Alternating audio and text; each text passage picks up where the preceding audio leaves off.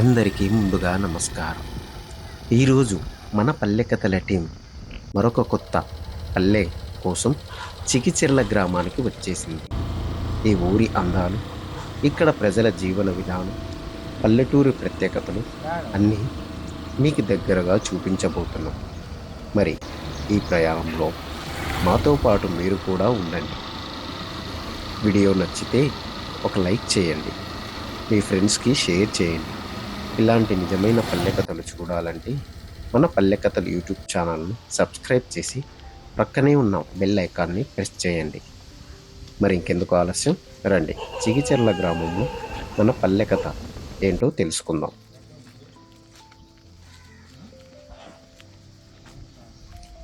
చిగిచెర్ల గ్రామంలోకి అడుగు పెట్టగానే ముందుగా మన కంటికి కనిపించేది ఈ పీర్ల చావడి అంటే మకాన్.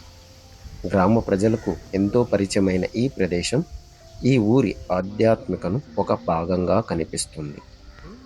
ఇక్కడ మరో ప్రత్యేకత ఏమిటంటే ఈ పీర్ల చావడి ప్రక్కనే శ్రీ సీతారాముల స్వామి దేవాలయం ఉంది. ఆ పక్కన శ్రీ ఆంజనేయ స్వామి దేవాలయం కూడా మనకు కనిపిస్తుంది. ఒకే ప్రాంతంలో ఇలా పీర్ల చావడి, సీతారామస్వామి ఆలయం, ఆంజనేయ స్వామి ఆలయం ఉండటం చిగిచెర్ల గ్రామంలో ఆధ్యాత్మికను, నైవేద్యాన్ని చూపిస్తుంది. పల్లెటూరులో ఇలాంటి ప్రదేశాలు కేవలం ప్రార్థన చేసే చోట్లే కాదు, గ్రామ ప్రజలు కలుసుకునే ప్రదేశాలు కూడా. పండుగలు, ప్రత్యేక రోజుల్లో ఈ ప్రాంతం మరింత సందడిగా మారుతుంది.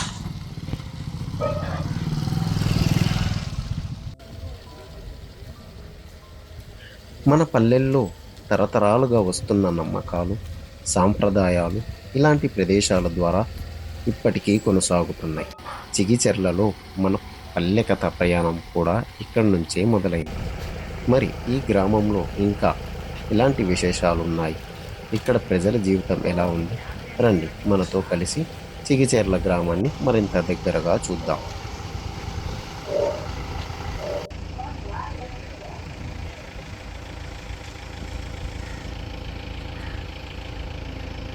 చిగిచెర్ల గ్రామంలో మన ప్రయాణం కొనసాగుతుండగా మరో 2 ముఖ్యమైన ఆలయాలు మన కంటపడ్డాయి. అవే మారమ్మ గుడి మరియు పెద్దమ్మ గుడి. పల్లెటూళ్ళలో ఇలాంటి అమ్మవారి గుళ్ళకు ఒక ప్రత్యేకమైన స్థానం ఉంటుంది. గ్రామ ప్రజలు ఏదైనా శుభకార్యం మొదలుపెట్టినా, పండుగ వచ్చినా ముందుగా అమ్మవారిని గుర్తు చేసుకోవడం మన పల్లె సంప్రదాయం. ఈ మారమ్మ గుడి దగ్గరికి వస్తే పెద్దగా హంగు ఆర్భాటం కనిపించకపోవచ్చు, కానీ ఇక్కడి ప్రజలకు మాత్రం ఈ గుడితో ఉన్న అనుబంధం చాలా ప్రత్యేకం. తరతరాలుగా గ్రామస్తులు అమ్మవారిని నమ్ముకుంటూ తమ కష్ట సుఖాలను అమ్మవారితో పంచుకుంటూ వస్తున్నారు.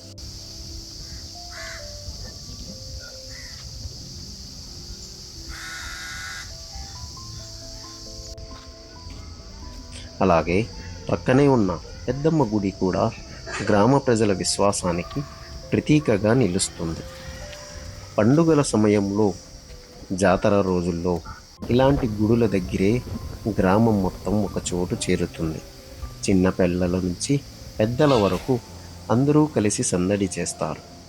చూస్తుంటే చిన్న గుడిలా అనిపించిన వీటి వెనుక ఎన్నో ఏళ్ళ నమ్మకాలు, ఎన్నో తరాల జ్ఞాపకాలు దాగి ఉంటాయి. అందుకే మన పల్లెల్లో ఉన్న ప్రతి ఆలయం ఒక చిన్న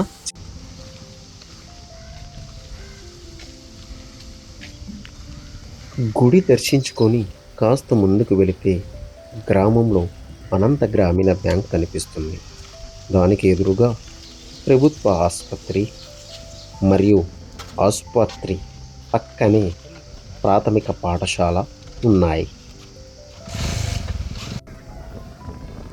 గ్రామ ప్రజలకు బ్యాంకింగ్, వైద్యం, చదువు ఈ 3 ముఖ్యమైన సదుపాయాలు ఒకే చోట కనిపిస్తున్నాయి. ఊరిలోని ఈ చిన్న ప్రాథమిక పాఠశాల చదువుతో పాటు చిన్నారుల ఆటల పాటతో ఇప్పుడు సందడిగా కనిపిస్తుంది. బయట ప్రపంచం గురించి ఇంకా తెలియని ఈ చిన్ని మనసులు ఆటలో స్నేహాన్ని నేర్చుకుంటూ నవ్వులలోనే తమ బాల్యాన్ని ఆస్వాదిస్తున్నారు. ఈ చిన్ని చిన్ని నవ్వులే వాళ్ళ బాల్యం దాగుంది. ఈ బడిలో వేసే ప్రతి అడుగే వాళ్ళ భవిష్యత్తుకు తొలి అడుగు. ఇప్పుడు మీరు చూస్తున్నది గ్రామం నడిబొడ్డున ఉన్న నాగలకట్ట. దాని పక్కనే మన గ్రామ సచివాలయం కనిపిస్తుంది. సాయంత్ర వేళల్లో ఇక్కడికి గ్రామ పెద్దలు, గ్రామస్తులు వచ్చి కాసేపు సేద తీరుతూ ఊరి విషయాలు మాట్లాడుకుంటూ సరదాగా కాలక్షేపం చేస్తుంటారు. పల్లెటూరి జీవితంలో ఇలాంటి ప్రదేశాలు కేవలం కూర్చునే చోట్లు కాదు, మనసులు కలిసి చిన్న చిన్న అడ్డాలు, ఊరి కబుర్లకు, ఆప్యాయతలకు నిలయాలు. ఇప్పుడు మనం చూస్తున్నది గ్రామంలోని ఉన్నత పాఠశాల. ఎన్నో సంవత్సరాలుగా ఈ పాఠశాల ఎందరో విద్యార్థుల జీవితాలకు తొలి అడుగుగా నిలిచింది. ఇక్కడ కనిపిస్తున్న ఈ విశాలమైన గ్రౌండ్ ఒకప్పుడు పరిగెత్తిన అడుగులను, ఆడుకునే ఆటలను, గెలిచిన విజయాలను, ఓడిపోయిన క్షణాలను కూడా గుర్తు చేస్తుంది. ఇవన్నీ ఇప్పుడు జ్ఞాపకాలు మాత్రమే మిగిలిపోయినాయి. ఆ జ్ఞాపకాలు మాత్రం ఆ రోజుల్లో ఎప్పటికీ అలాగే ఉంటాయి. ఈ పాఠశాల గోడల్లో ఎన్నో తరాల కథలు సాక్ష్యం. ఈ గ్రౌండ్ ఎన్నో చిన్ననాటి కలలకు సాక్ష్యం. ఇక్కడ చదువుకున్న ప్రతి ఒక్కరూ ఎక్కడ ఉన్నా, ఎంత ఒదిగినా ఒక్కసారి ఈ పాఠశాలను గుర్తు చేసుకుంటే మనసు మాత్రం మళ్ళీ తమ చిన్ననాటి రోజులకు వెళ్ళిపోతుంది. ఎందుకంటే పాఠశాల అంటే కేవలం చదువు కాదు, మన జీవితంలో ఎప్పటికీ చెరిగిపోని జ్ఞాపకాల పుస్తకం.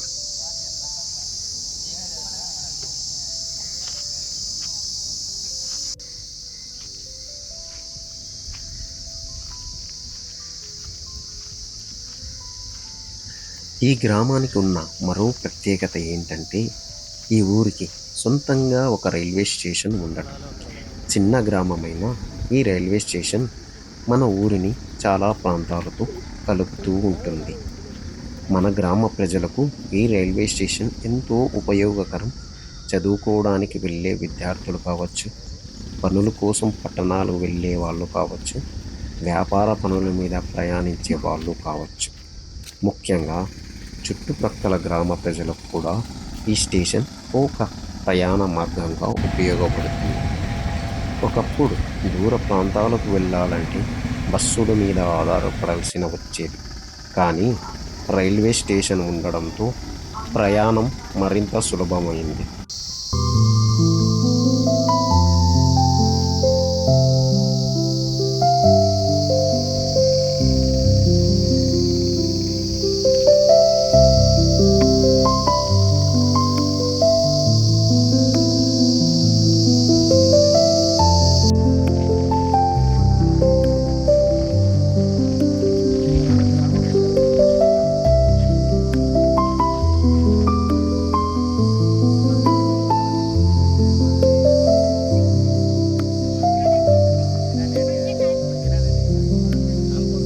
ఇప్పుడు ఈ పల్లెటూరి రైతన్నతో మాట్లాడి వ్యవసాయంలో ఎదురయ్యే కష్టాలు ఏంటి, మరియు గ్రామం యువతతో కాసేపు మాట్లాడుదాం. మీ పేరు పెద్దయ్య? నా పేరు మారన్న. ఎన్నేళ్ళ నుంచి ఉన్నారు ఇక్కడ 30 నుండి పనిచేస్తున్నాను కదా. వ్యవసాయం ఎన్నేళ్ళ నుంచి చేస్తున్నారు? 40 సంవత్సరాల నుంచి పనిచేస్తాను కూడా. సొంత ఊరా మీది? సొంత ఊరు, చిగిజాల గ్రామం అది. మారన్న ఇక్కడ వరి వేసుకుంటుంటాము. మాకు పంటలు ఎక్కువ, మాకు దిగుబడి తక్కువ, వరి వేసుకుంటున్నాము.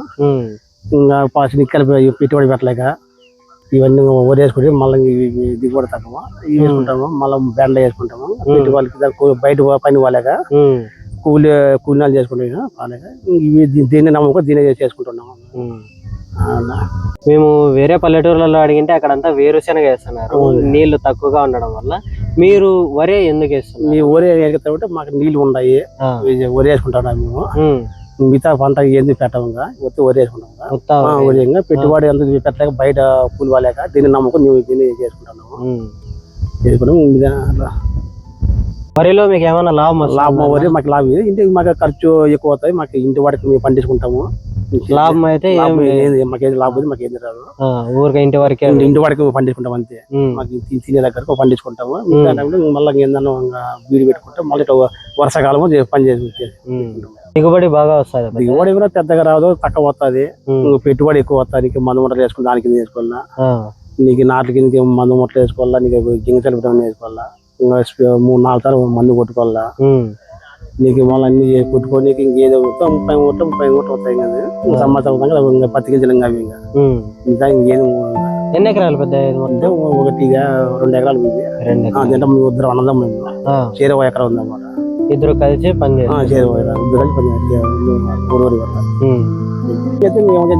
బెండ వేస్తాము. ఇప్పుడు బెండ అయిపోతే బెండ వేసుకుంటాము. బయట కూలి వాళ్ళక దాన్ని పెట్టుబడికి సంవత్సరానికి దానికే సరిపోతుంది. సంవత్సరానికి దానికి సరిపోతుంది. మేము ఒక రోజు ఎలా మొదలవుతుంది? మేము 6 గంటలకు పోతాము. తోట పొలాలకు వచ్చి చూసుకోబోతుంటాము. చూసుకువచ్చి ఏమేమి మందులు కొట్టాలని మేము సాగులో పడతాము. ఈ కర్రలు కొనుక్కోతే ఈ మందులు కొట్టండి, ఈ మందులు కొట్టండి, వాళ్ళు మందులు ఇస్తారు మాకు. ఆ మందులు వేసి మేము మందులు కొడతాము. అలా ఇంకా మందులు కొడితే మడి మళ్ళీ నాన్న ఈ మందులు వస్తే మళ్ళీ ఇంకో మందులు మారదామంటారు. ఈ మందు కొట్టండి, అవి ఇవి కొట్టండి, పని చేస్తాయి అంటారు. మీరు మందులు ఎక్కడి నుంచి? ధర్మా నుండి చేస్తాము. ధర్మా మండలం చేసుకుంటాం. యూరియా కానీ, జింగశాల పొడి కానీ, డిఎఫ్ కానీ నాటు కింద వేస్తాము. నాటు కింద వేసినా మళ్ళీ స్పేర్ కొడతాము. స్పేర్ ఏమవుతా మళ్ళీ మడి కలుపు తీసినప్పుడు దాని గంట మొత్తం కలుపుకొని 2 కలిపి చల్లుతాము. మళ్ళీ ఆ తర్వాత మళ్ళీ మందు కొడతాము. ఈ 6 నెలలు బీబీటీలు వేస్తాము. ఈ సోనా మసాలా అంటే అవి వేయము. అవి దానికి పెట్టుబడి ఎక్కువ, దానికి అవి వర్షాలు ఎక్కువ పోతే పడిపోయేది, బరువు కింద నీళ్ళు నిండుకుంటాయి, నీకు పడిపోతుంది అంతది. హైట్ ఎక్కువ పెరుగుతుంది. ఇవి అయితే హైట్ పెరగదన్నమాట. ఒక లెవెల్ ఉంటుంది. ఒక లెవెల్ ఉంటుంది కూడా మీకు వచ్చే కూడా నీకు పంట కూడా దిగుబడి కూడా ఎక్కువ వస్తుంది. అది దిగుబడి తక్కువ వస్తుంది. సోనా మసాలా పడిపోతుంది, కాపు ఎక్కువ వచ్చి పడిపోతుంది. ఇవి వేసుకుంటాం మేము. బీపీటీ 6 నెలలు బీపీటీలు వేసుకుంటాము. మీ పేరు బ్రో? ఎన్ని ఏళ్ళ నుంచి ఉంటున్నారు ఈ ఊర్లో? 28. మీ సొంత ఊరా ఇది? మీ పేరు? భార్గవ్. మీరెన్ని ఏళ్ళ నుంచి ఉంటున్నారు? 20 years. ఏం చేస్తుంటారు మీరు? నేను చదువుకుంటాను. ఏం చదువుతున్నారు? ITI కంప్లీట్ అయింది. మీ పేరు? మా పేరు Naveen Kumar.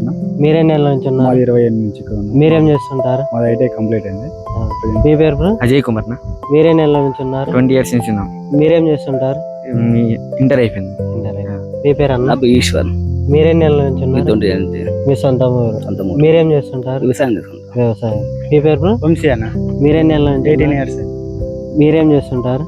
Degree first year. Degree. ఊర్లో ఏ ఫెస్టివల్స్ బాగా జరుగుతాయి బ్రో? మా ఊర్లో అయితే పీర్ల పండుగ, వినాయక చవితి. పీర్ల పండుగ అయితే మా చుట్టుపక్కల మా ఊర్లో బాగా గ్రాండ్ గా జరిగేది. అట్లా అందువల్ల అయితే మా ఊరికి బాగా జనాలు ఎక్కువ వస్తారు. మొత్తం బంధుమిత్రులు అందరూ వస్తారు. బాగా ఎంజాయ్ చేస్తాము. మాకు ఇంకా వినాయక చవితి అంటే ఇంకా మామూలే. మా కాలనీలో అయితే ఇంకా బాగా ఫెస్టివల్, ఆడోళ్ళు కానీ మగవాళ్ళు కానీ అంత యూత్ అంతా కలిసి మిలిసి ఎంజాయ్ చేసుకుంటాము. 3 రోజులుగా బాగుంటాయి. బాగా జరుగుతుంది. వినాయక చవితి సెలబ్రేషన్స్ ఎలా జరుగుతాయి బ్రో? మేము ఇంకా పండగ 10 రోజులు ఉన్నట్లుగానే చందాకి స్టార్ట్ చేసుకుంటాము. అంతా కలిసి మెలిసి యూత్ అంతా కాలం తిరుగుతాము. ఇంకా పండగ స్టార్ట్ అయ్యే ముందర ఇంకా ఫస్ట్ రోజు నుండి లాస్ట్ రోజు అందుకు అంతా కలిసి అంత పక్కన పోకోకుండా అంతా యూత్ అంతా కలిసి మెలిసి అంతా. మీ కమిటీ మెంబర్స్ ఉన్నారన్న? ఉన్నారు. 20 members ఉన్నారు. అంతా ఒకే విధంగా ఒకటే మాట మీద చేసుకుంటాము. గొడవలు లేకుండా ఏం లేదు చూసుకుంటాము. అన్ని ఫెస్టివల్స్ కి కొట్లాట్లు అట్లాంటివి ఏంటి ఉండవు. అందరూ బాగా కలిసి చేసుకుంటారు. ఇప్పుడు జనరేషన్ పిల్లలంతా మామూలుగా ఫ్రీ ఫైర్, పబ్జీ లాంటివి ఆడుతున్నారు. సో మీరే ఎలాంటి గేమ్స్ ఆడుతున్నారు? మేమైతే క్రికెట్ ఆడతామన్నా. మా స్కూల్లో అయితే హాకీ, జూడో ఫేమస్. మా ఊర్లో మా చిగిచర్ల అంటే జూడోను, హాకీ ఫేమస్. కానీ మేమైతే క్రికెట్ ఆడతాం మా యూత్ అంతా కలిసి. ఓకే.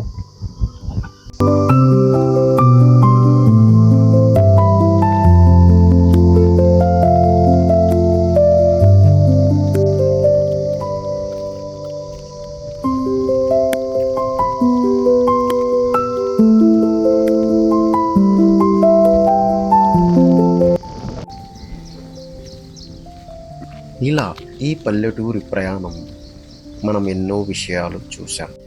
ఊరి ప్రత్యేకతలు తెలుసుకున్నాం. ఇక్కడి మనుషుల జీవితాలను దగ్గరగా చూసాం. మరి ఈ ఊరిలో మీకు బాగా నచ్చిన విషయం ఏంటి? కామెంట్స్లో తప్పకుండా చెప్పండి.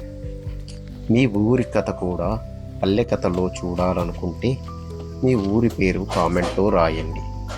మీ ఊరి నుంచి కూడా ఒక కథను మీ ముందుకు తీసుకొచ్చే ప్రయత్నం చేస్తాం.